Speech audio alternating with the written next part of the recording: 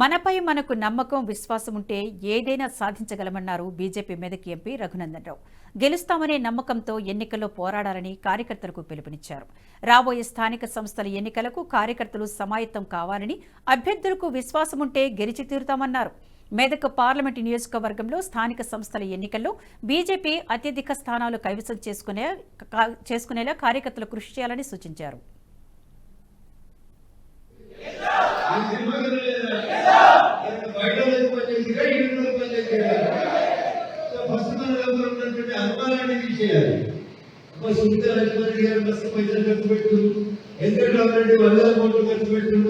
పేపర్లో కూడా మస్తు పైసలు ఇచ్చారట, మన వార్తలు ఏం రాస్తలేదు, ఎందుకు బాధలు ఇవన్నీ పట్టించుకోవాల్సినటువంటి అవసరం లేదు.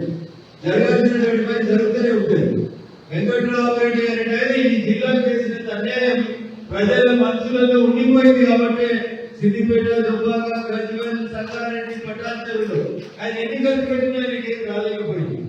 25,000 నుంచి భారతీయ జనతా పార్టీ నియోజకవర్గంలో 52,000 ఓట్లకు పెరిగిందంటే ఉత్తమాలే కాదు.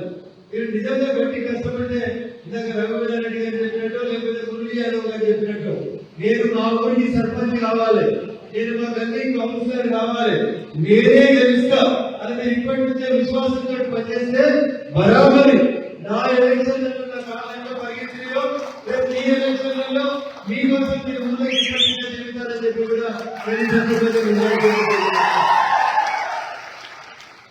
ఆగస్టు 1వ తారీఖు మొదలుపెట్టిన రఘునందన్ పండుగ రాష్ట్ర శాసనసభకు డిసెంబర్లో జరిగిన ఎన్నికలు.